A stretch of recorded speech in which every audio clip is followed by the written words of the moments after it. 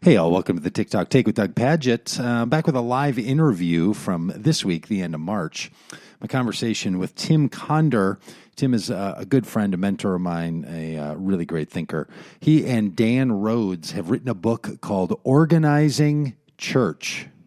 Grassroots practices for embodying change in your congregation, your community, and our world. Now, before you go jumping away and thinking like, I don't want to listen to some book about church, or I don't want I get enough, and organizing sounds like it's going to be a book about like how I should, what my organizational structure should be. It's got nothing to do with that. This is taking the theories, understandings, and learnings of grassroots organizing, how you motivate organizations to care for people, live with people, and make significant change in the world.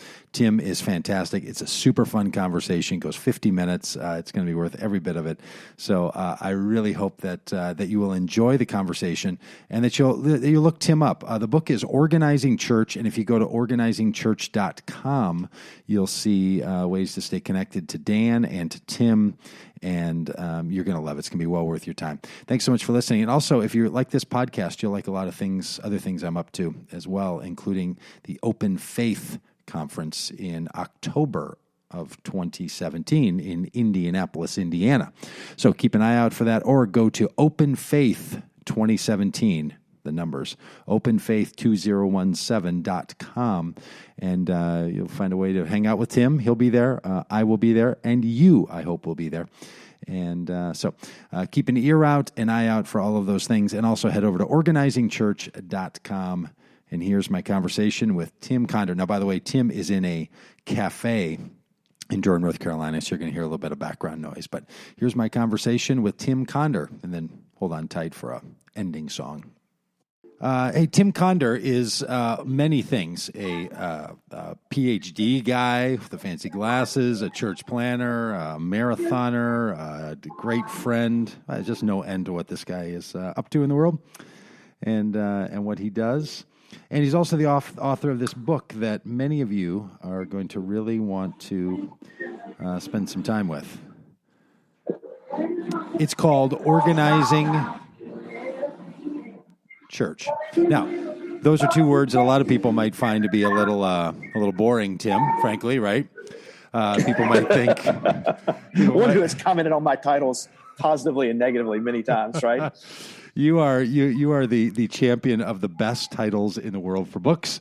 And this one is also a great title. I'm a big fan of it. But, someone could think that organization is not very exciting, and they could think that church isn't very exciting. So organizing church might sound to them like, well, I don't know, how could that be very exciting?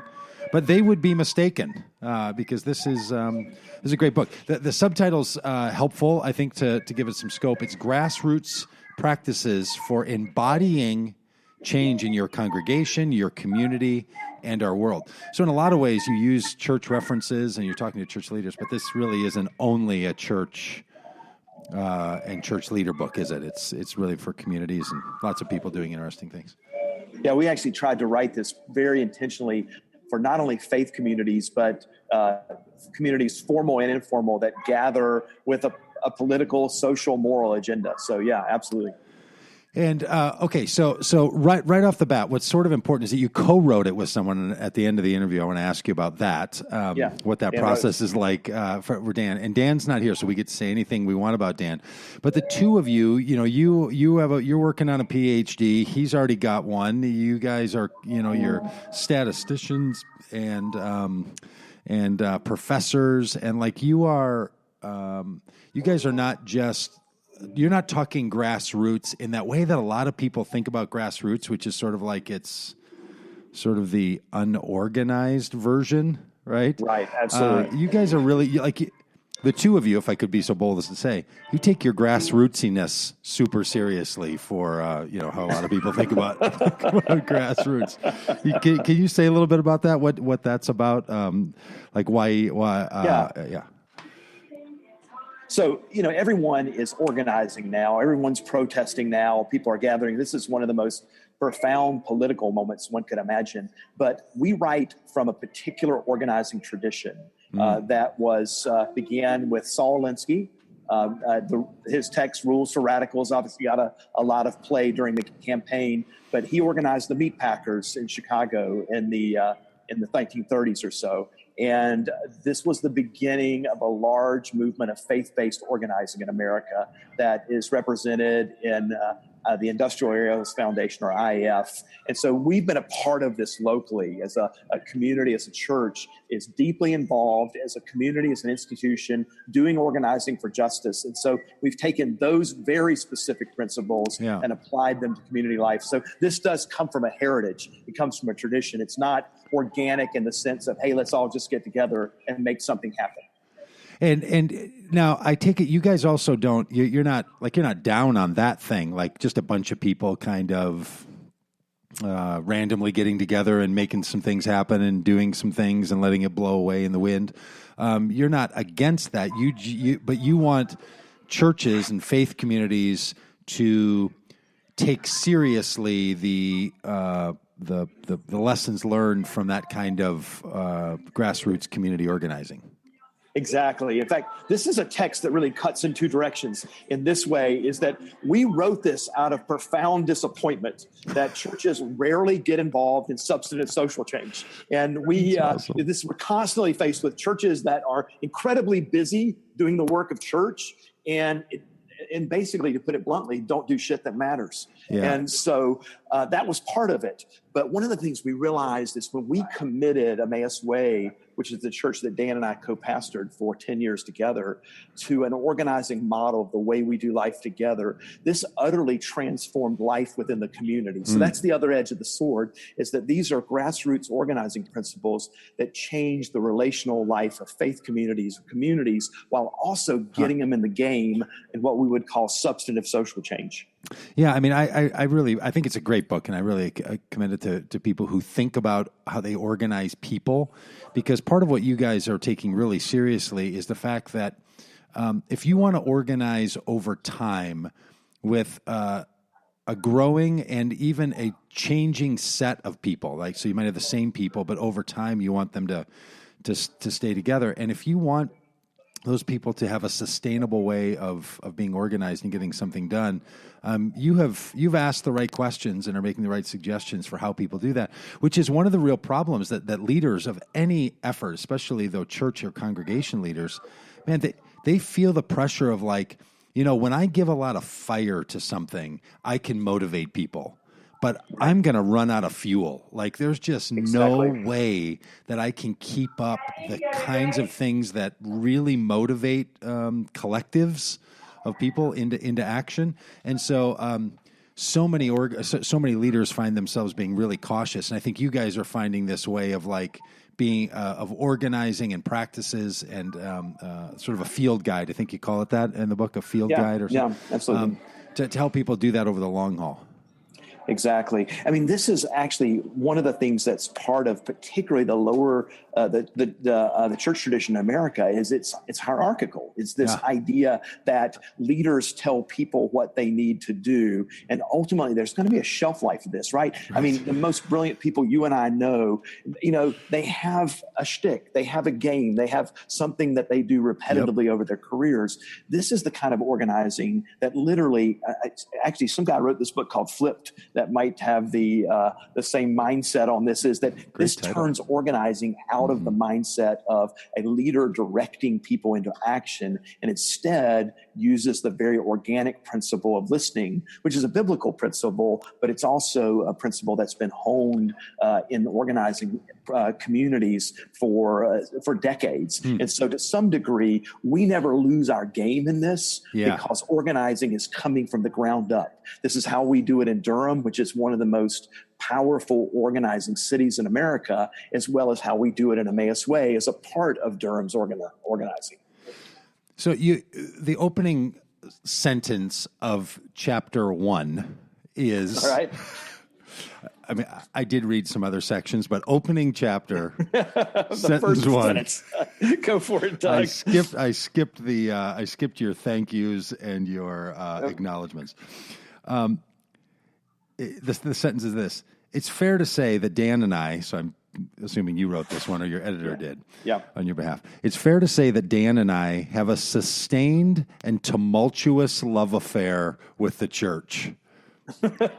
Yes. That's an interesting opening line.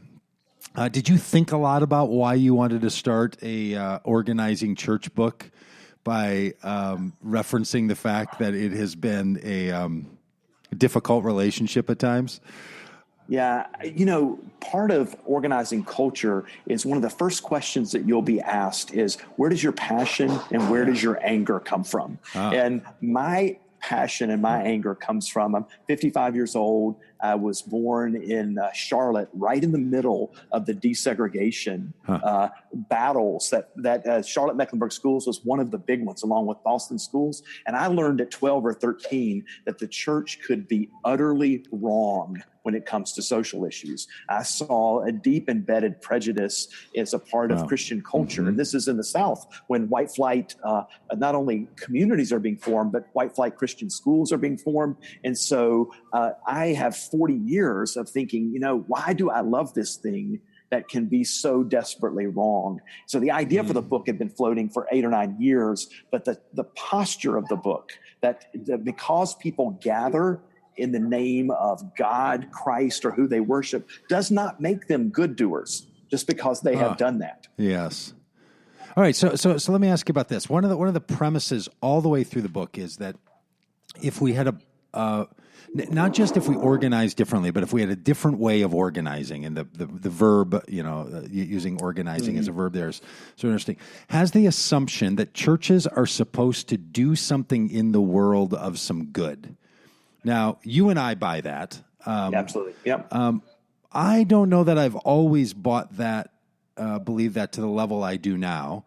Mm-hmm. And there's a lot of people who would say to themselves, and out loud to others, look, I kind of want my church to be the place where it's a bit of a refuge. It's a sanctuary. Mm-hmm. It's the place where I rekindle. It's so many other areas of my life, I'm having to be so activist. I'm having to be so engaged.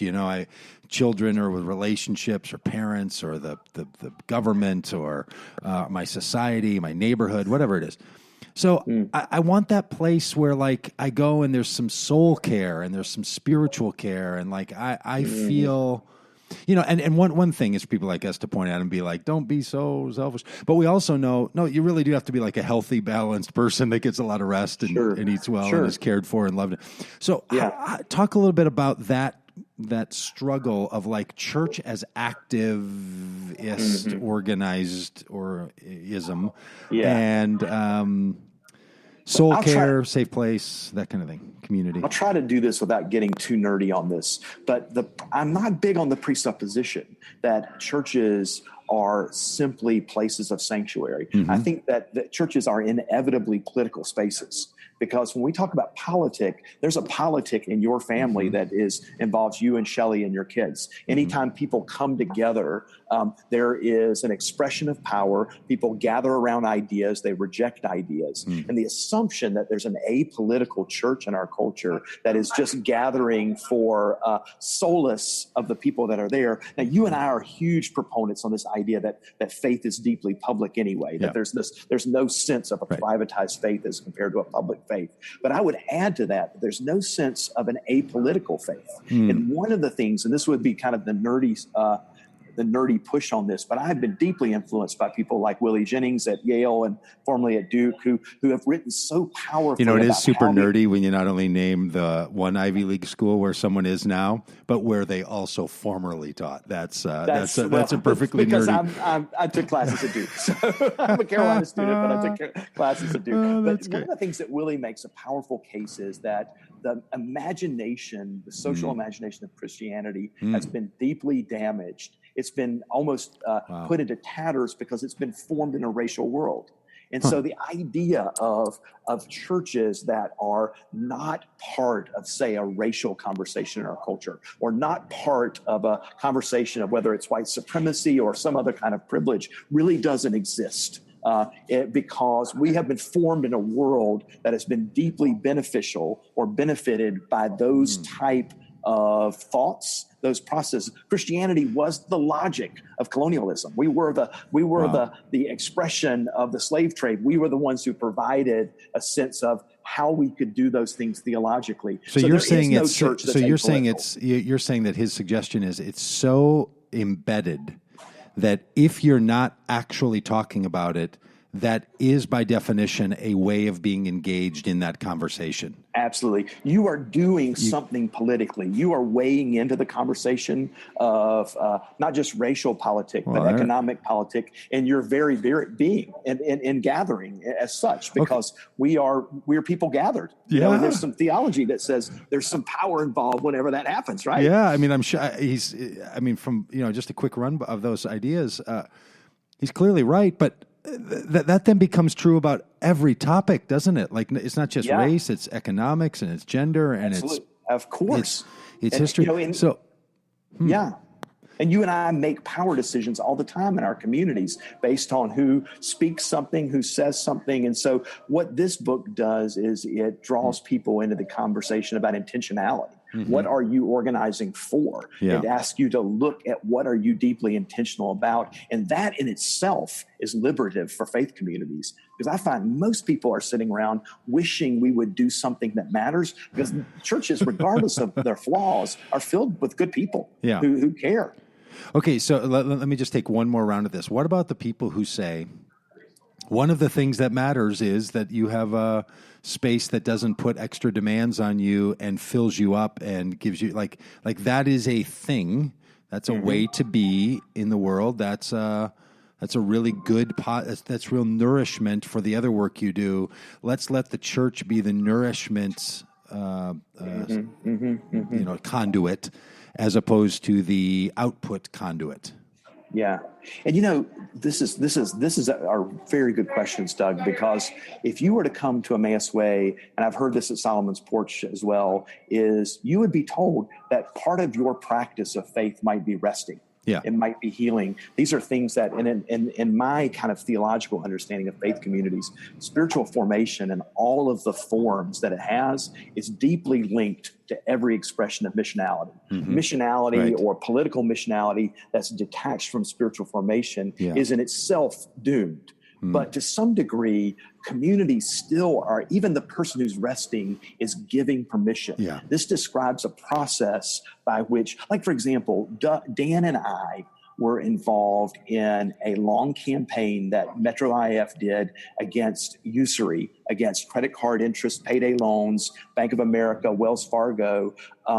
And this was, I guess, right after the housing market exploded. So for people who don't know that, there's a kind of lending that you guys were going after, payday lending and other systems like that, where there was super, super high interest.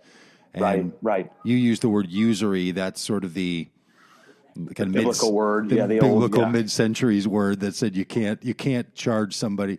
There was a limit on how much interest you could charge somebody before it was. And in the U.S., there was a limit until the Reagan years on credit card interest.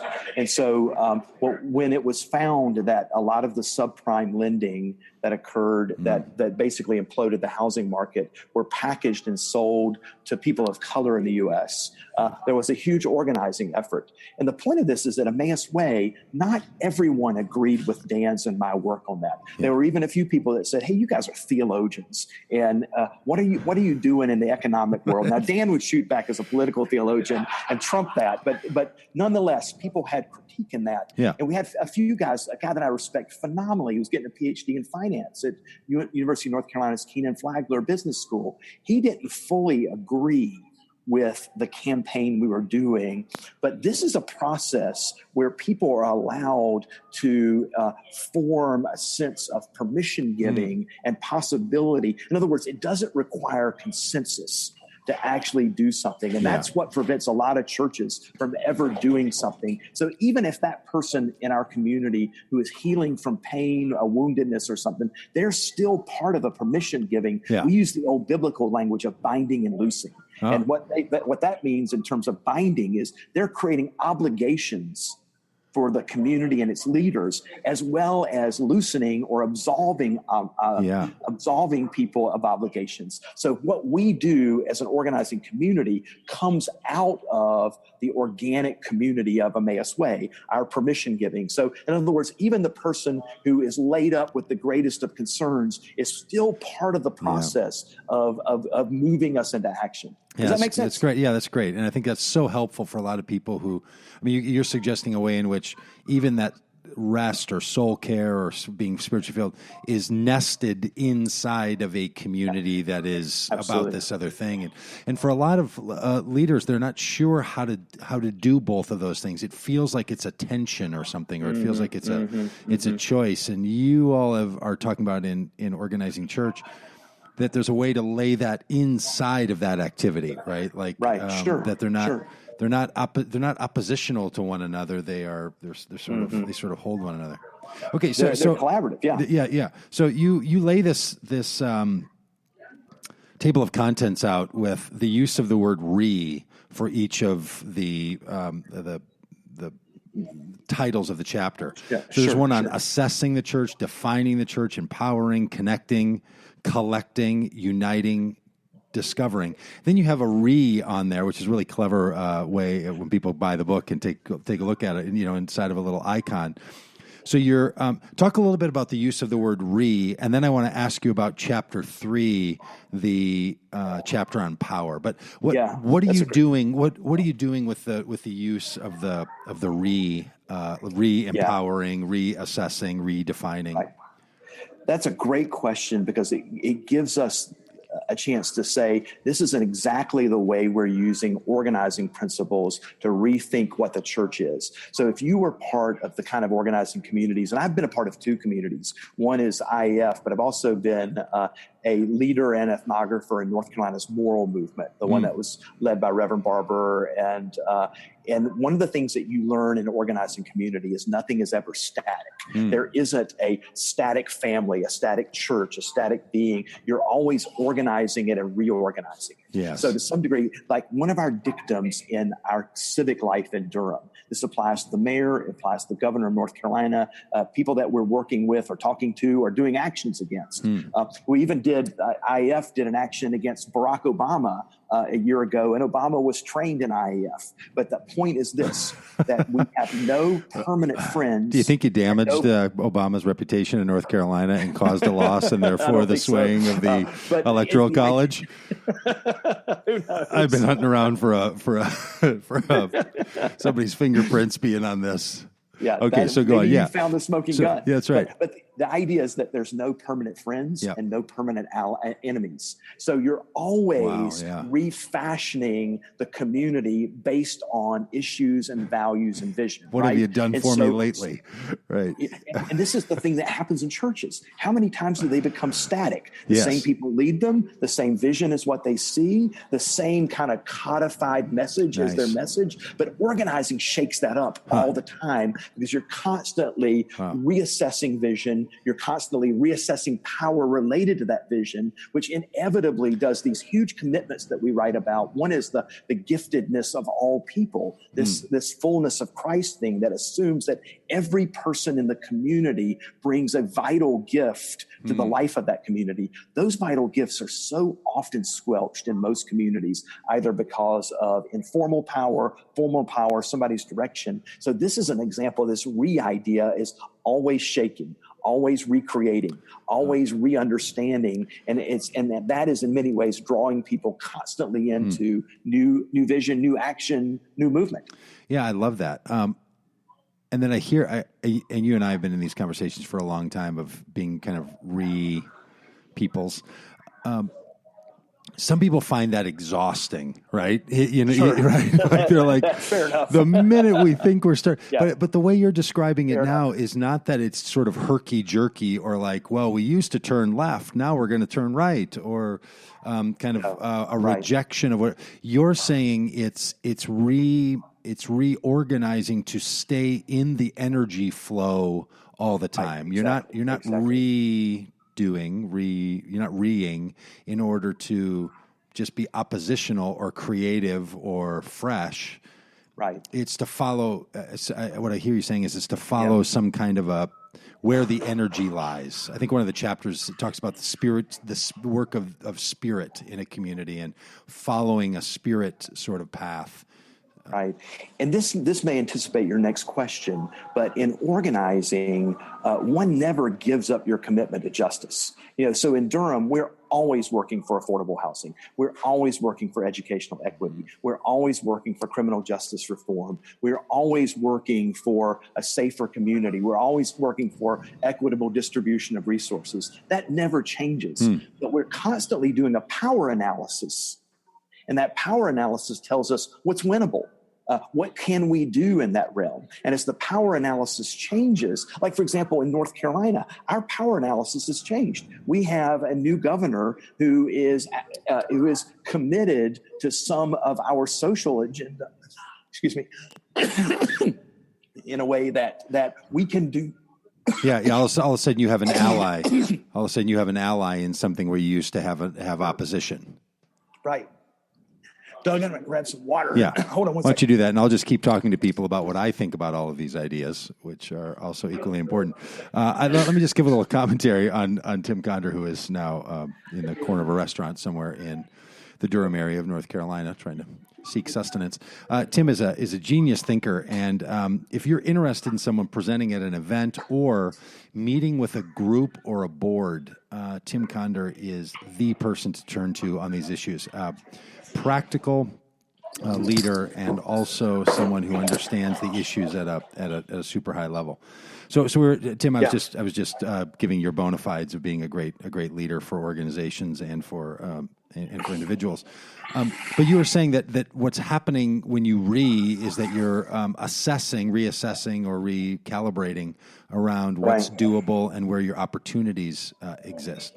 Exactly. So okay, let me throw this one at you, and I'm sort of taking on the positions, having looked at the book, of people that I know who think differently on these topics than you and I do. Mm-hmm. Okay, so I'm going to try to articulate this one as well as the people who I think hold this view would articulate it.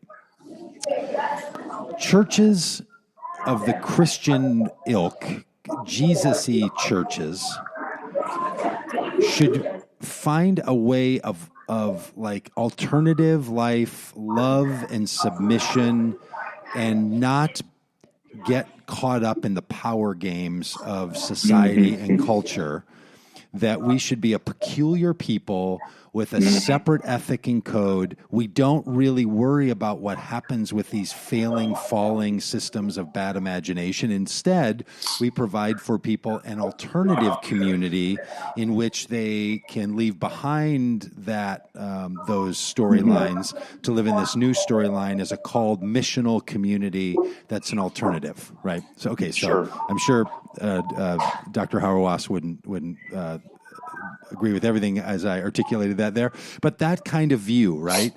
Sure. So talk a little bit about the use of power, because it was so interesting to me, because just this afternoon I left a meeting where some organizers here in the Twin Cities with a group called Isaiah, and they're a part of the PICO kind of world of grassroots organizing.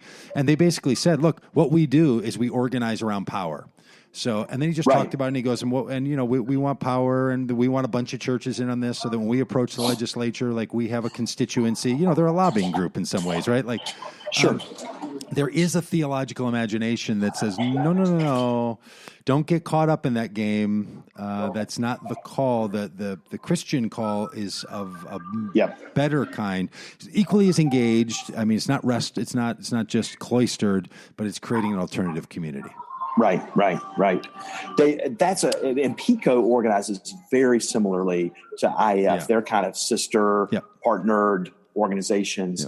Yeah. And my first response, what you're asking, is usually the first 10 minutes of any organizing training, right? Because at some point we're going to talk about in organizing money and organizing people. Yeah. And in the church setting, we're going to talk about power, which is not a very common conversation, except when we're talking about spirit, but we like that to be detached from any sense of human power, right? So our pneumatology has no impact on the way we live in the world, right? Right. And so here's the thing.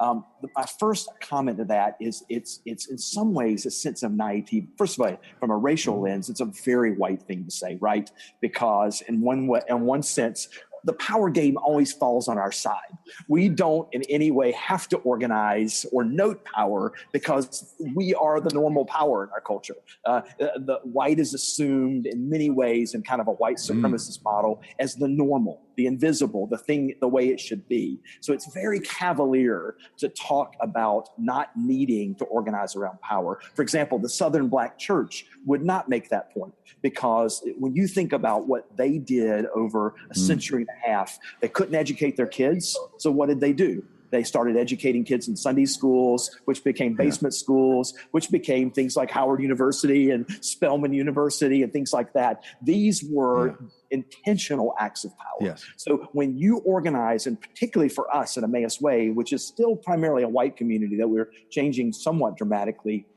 our organizing community is Black and brown.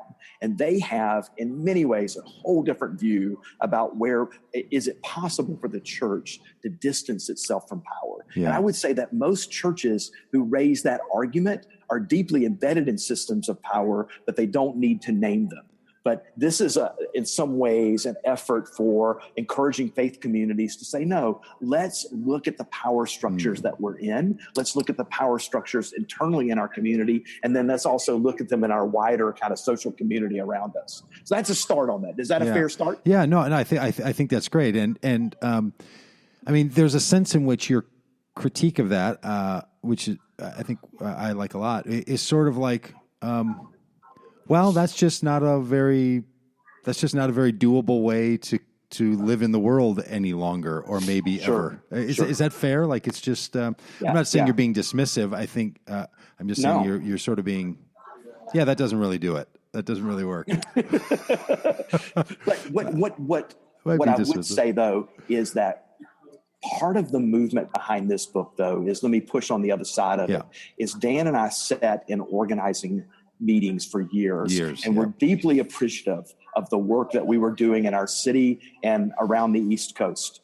And we loved it. It was faith-based organizing, but there were times when we felt like the organizing community did not understand the theological value.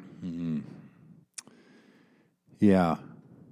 We felt like we could describe the potentiality and possibility of churches, given their historic theology, more or better than the instrumentality of organizing. Because organizing is always going to be instrumental. How can we make housing more affordable for working people in Minneapolis for you? Yes. That's an instrumentality, and it's valuable. But what we wanted to do is to attach that power move, the work to accomplish that, with the theological logics of church. Yeah. So I am tracking very fully with the question you're asking. Yeah. So I have nowhere near the experience that you do, from personal experience of yours in actual work that you're accomplishing, and also your study and observation, you and Dan, of how this works in other places.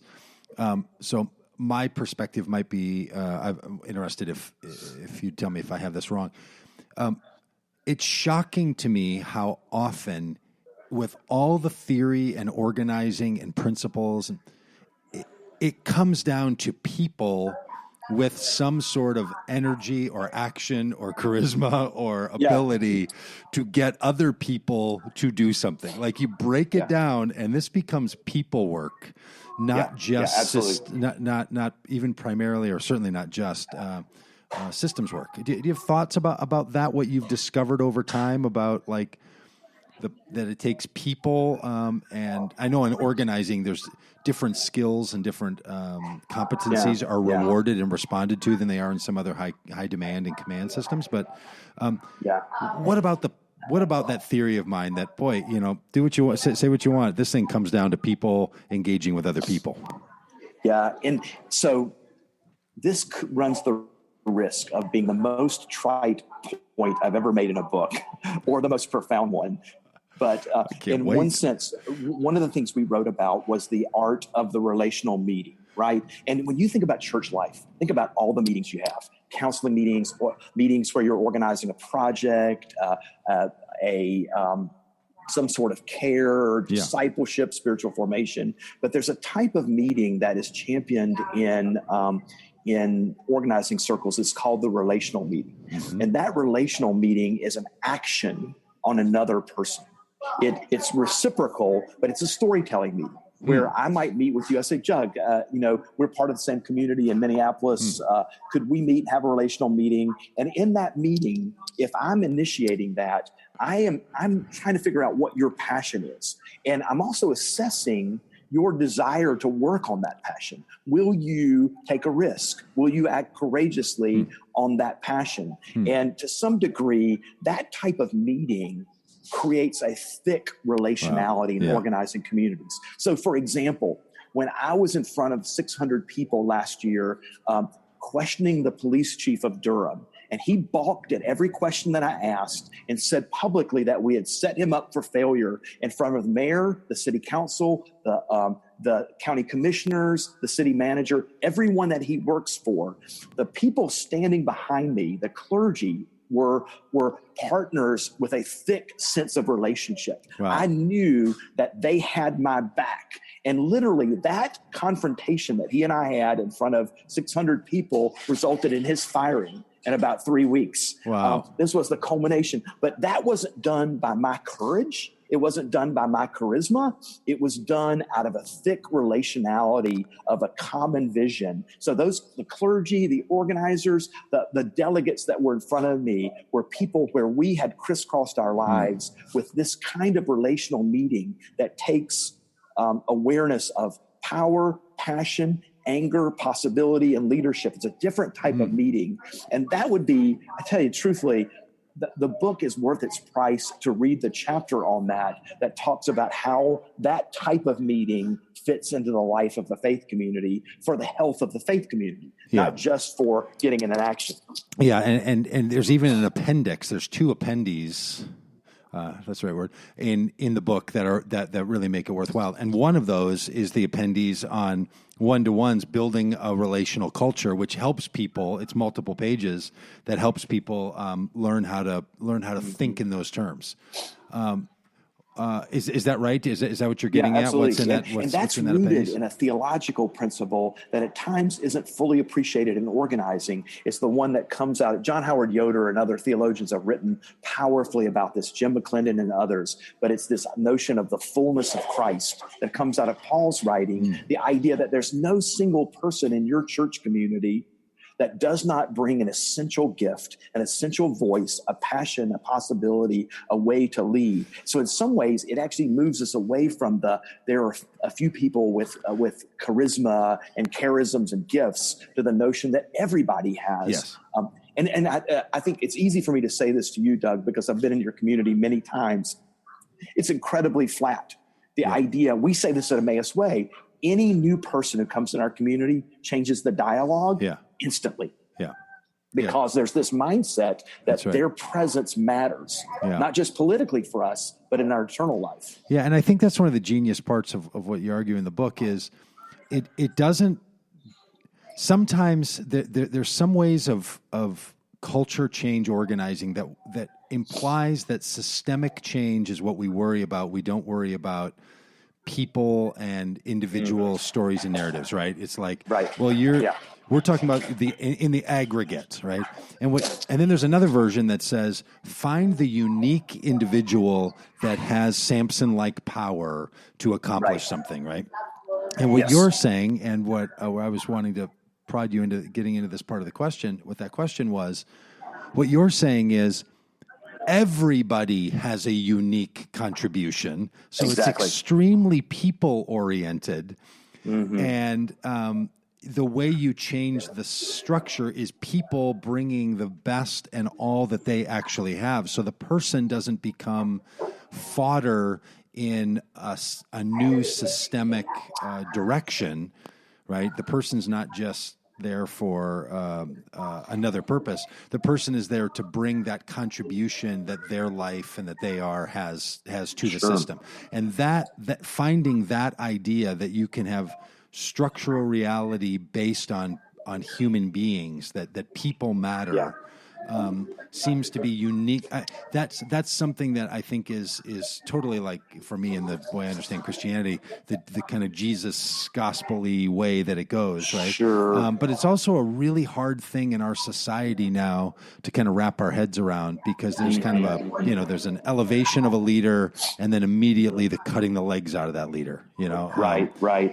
And catch, Doug, you said something that somebody might have listened to and not caught how revolutionary that is, right?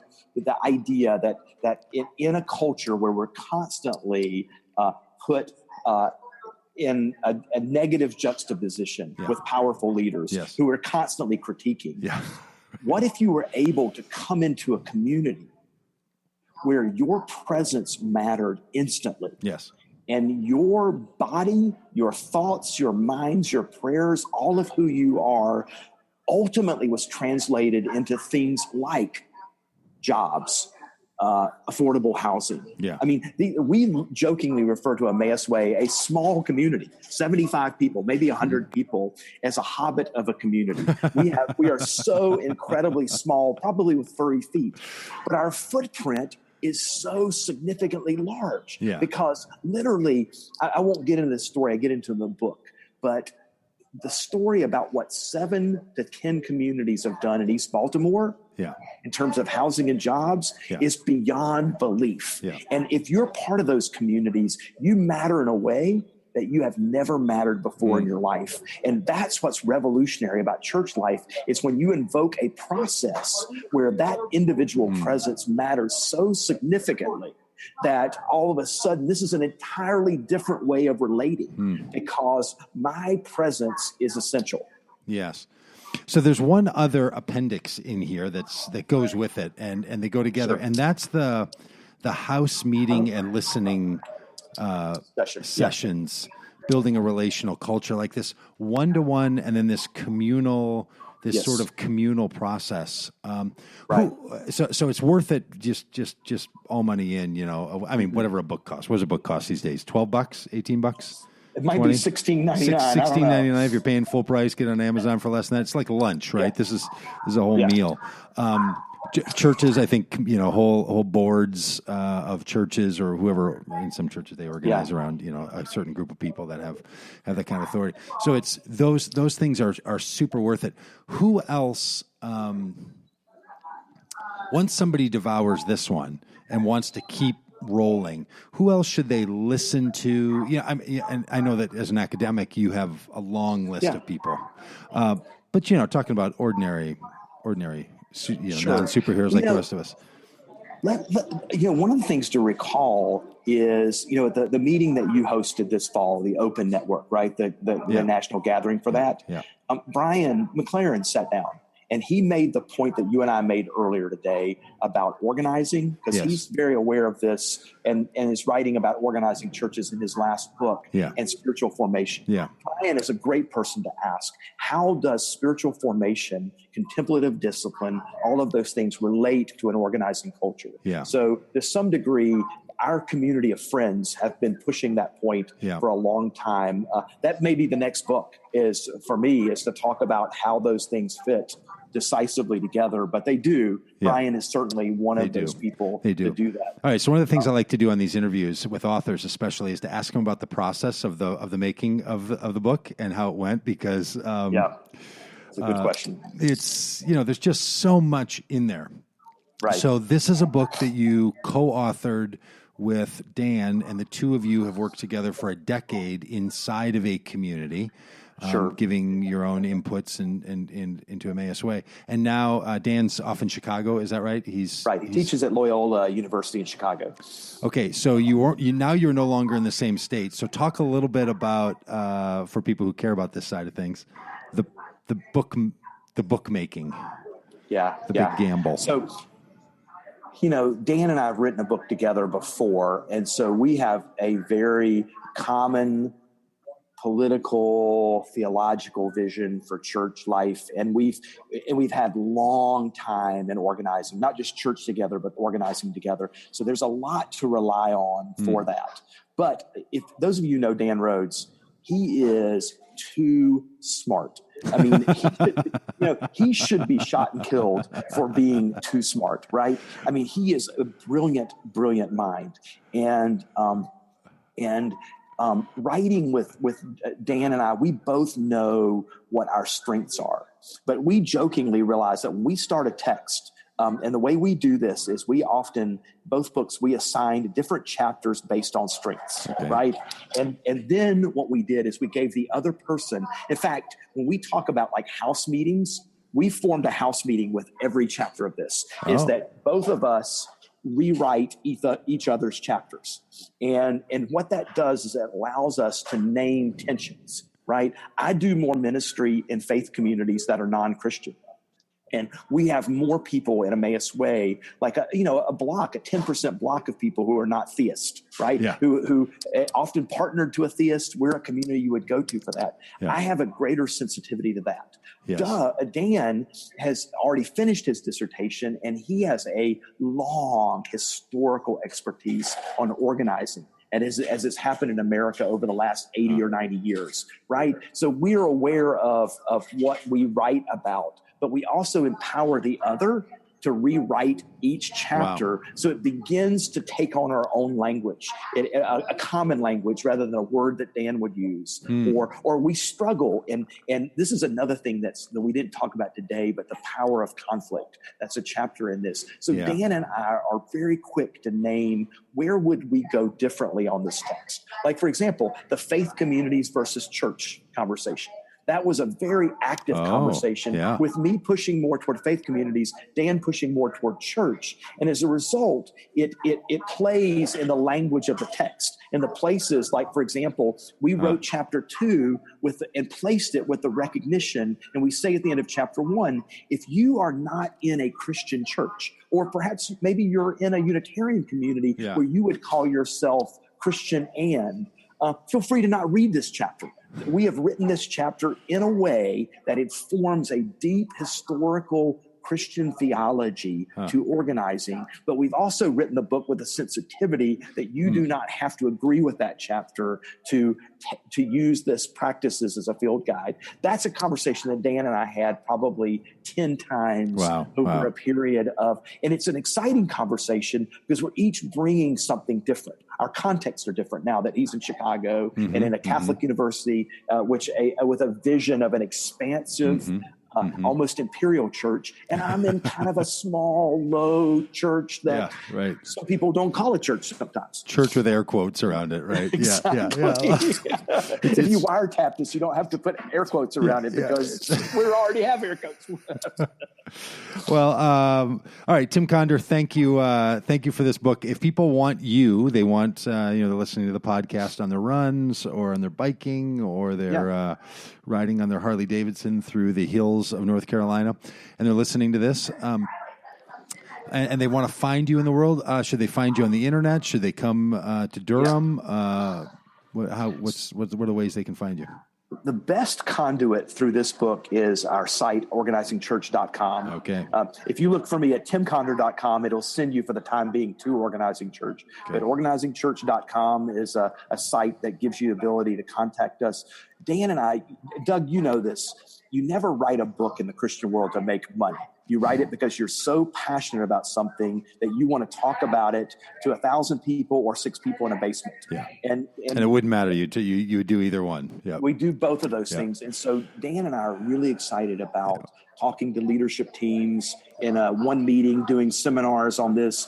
Dan and I both are doing a lot of teaching on organizing at this point. So we're excited about the 6 people in the basement as much as a denominational meeting. So get us to the website, or for me, timconder.com always works as well. Or timconder@gmail.com too.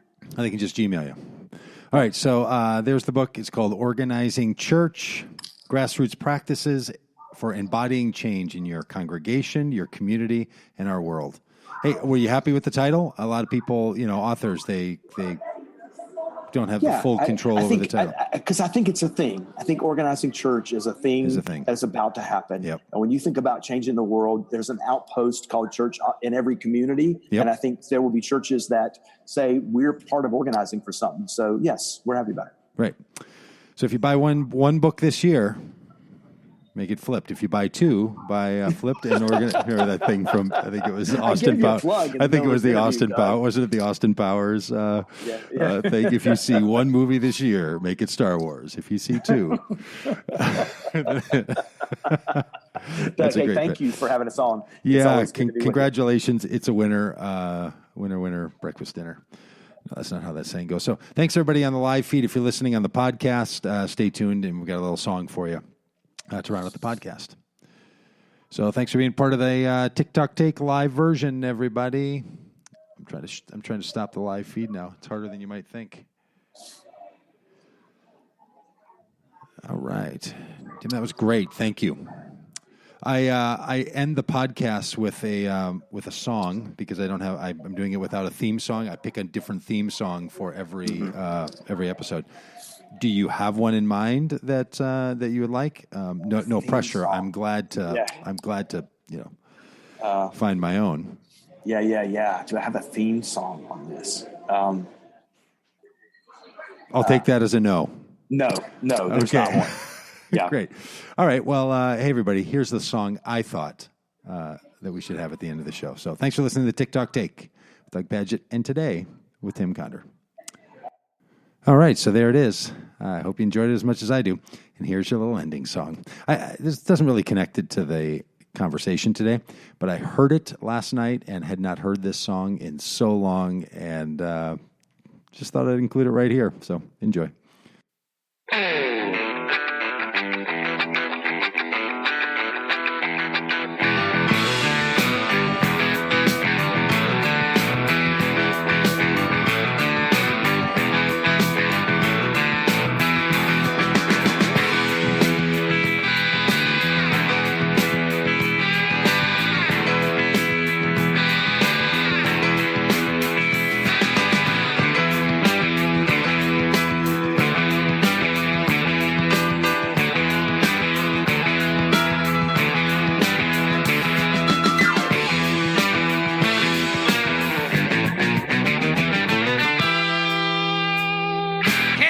About the shape I'm in, I can't sing, I ain't pretty, and my legs are thin. Don't ask me what I think of you, I might not give the answer that you want me to. Well,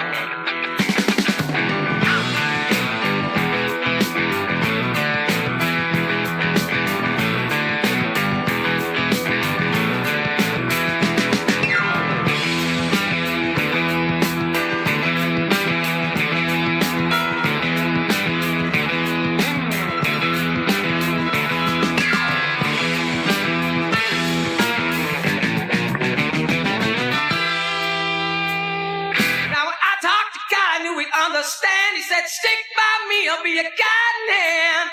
Don't ask me what I think of you, I might not give the answer that you want.